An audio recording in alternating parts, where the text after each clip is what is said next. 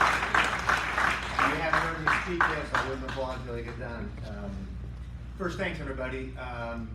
We are told to talk about some stories. We grew up with Billy, so I'm going to share some things of how he impacted me and also tell you some stories. And I'm making sure, are there any minors in here? Everybody's over 21, right? So we'll tell them because I grew up with them, and I want to thank everybody. So Galindo family, thank you guys all for putting up with me as a kid. Marcia, thanks for all the whoopings. I really appreciate that. And a lot of folks, everybody who put this together, really, we're here for a reason, to raise money and to honor Billy, and it's an honor to talk about him. I also want to thank Jim Thornton and my teammates on the golf thing today because they had to carry me because my golf game sucks. And that's kind of why we're here. We're really here to acknowledge Billy and tell his stories. And what they told me was, I hope that I'm on the right cue of this, is come tell some stories about Billy so you can take him and know a little bit more about this guy, because after a while, fundraisers, we kind of almost lose what's the cause and why are we here. Well, we're here to honor Billy, but also raise money for kids and do some stuff because that's what Billy did, and so we want to keep it going as much as possible. So that's why, as I mentioned, my name is Brian Laubert. I grew up here. I live in a small town called Evergreen, Colorado now. I come back every year for this, not because of the golf. We came in 15th. I got to golf with my son, see some friends and some relatives, so I enjoy doing it. So I'm going to tell you some stories of the message that even though I didn't know this is what Billy was telling me growing up with him, I figured it out later on in life. He mentioned our 25-year class reunion. We had our 40 last year. Was it 40? Oh my God. And we're getting old. But one of the first things I remember is Billy said to me, I learned from him is, I didn't know it, I was a young punk, and something was going on in my life, and this is a message. Don't let people define who you are. And what happened was I went to a student counselor, again, have no clue what I'm doing. Born and raised here, I'm a young guy. I meet with a student counselor, they call him that. Don't ask me why, because they have no clue what they're counseling us on. No offense if there's any counselors in here. But he looks at me and says, you know what, Brian? You're an average athlete, and you're not real good in school. Well, here's a pep talk coming here somewhere. Well, we want you to either, if you don't get a scholarship to college, I think you should take up a trade. And those of you who know me, I was an average athlete. I come from a large family. I was the smallest. I was 105 pounds soaking wet my freshman year. And I didn't think I was LeBron James, or if I would have known it by then. He said, take up a trade. I'm about as handy as not at all. My wife, no electricity. My son's here tonight. No electricity, no plumbing, and make sure you don't cut things off when you're just trying to do stupid stuff around the house. So I'm screwed. But I go and talk with Billy, and it's exactly what he said to me. I'm sitting there going, Billy, I just got told basically I'm a loser, and what am I going to do with my life? Because I'm either going to go, can't make it as a college athlete, or go take up a trade and not very handy. He goes, screw him, Brian. Don't let him tell you what you should be. Didn't know what was going on that time. Sitting on the porch of Galindo's house with many stories going on. But later on in life, I figured it out. No one's going to define me. So the kids getting this scholarship, they're not going to define you. An average person from Chillicothe, Illinois can go on and have a very good life. That's one. Don't give up on yourself. I'm in college. Don't ask me how I got there. My grades weren't real good, but I thought, what the hell, what am I going to do? So I'm sitting in school, 2 years in, things are kind of going along, you're kind of going, what am I going to do with my life? I still don't know what I want to do. And you know what, you're sitting in school, which is a real tough job, right? Party, study, sleep, yeah, thank you. And pass. And I come back and I'm thinking about quitting. And Billy basically looks at me, again, we're on the front porch of the Galindo house, and he looked at me and goes, look at me like, it just kind of this disappointed look like, you pussy. You're gonna quit school, what are you gonna do?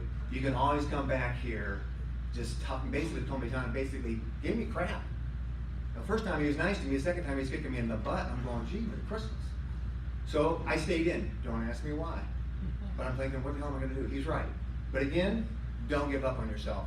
And if you look how Billy lived, never defined him, and he never gave up on himself and ourselves, if we take from that standpoint. The last one I'll bore you with is, after I got out of school, I had a job.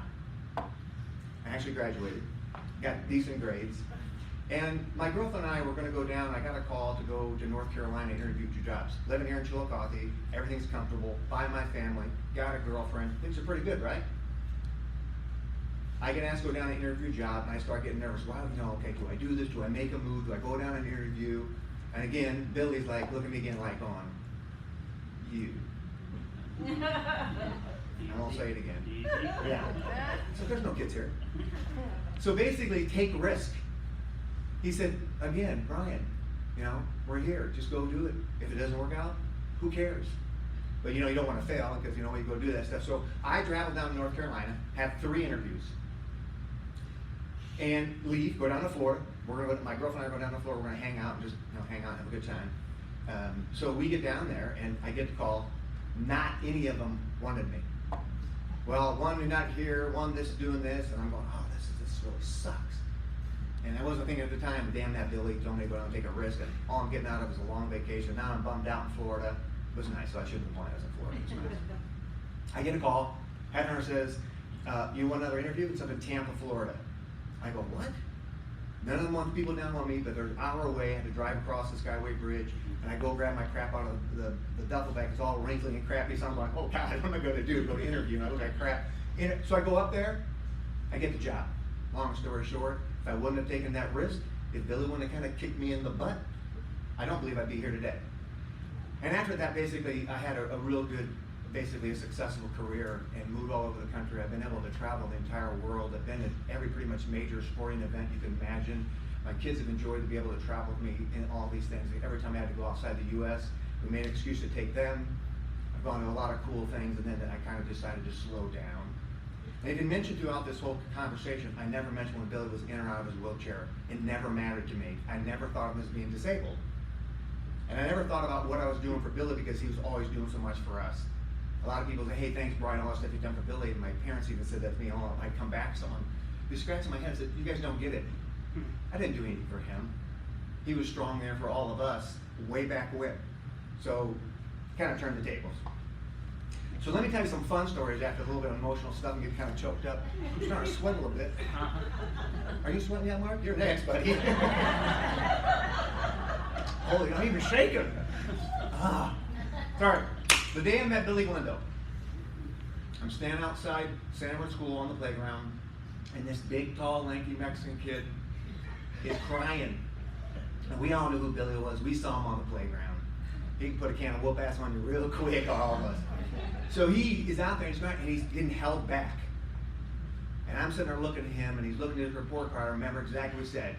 He's got to go tell his mom and dad. You guys know Marion, it was going to, oh crap, Marion's going to kick his butt. And everybody knows about Aunt Julie because we all have large families. And he looks at his report card, he's like, I got to go home. She's going to kill me. She's going to kill me dead. And I was just like, I went, you know what? I just went, holy crap, that kid's going to be in my class next year. Boom.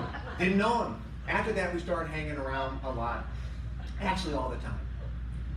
And it was weird. We kind of had an attraction to each other. We hung around with it. And Mark knows this, and Joe McGee, and all the guys. We all kind of lived in this neighborhood. That's when they played kick the can and didn't have cell phones.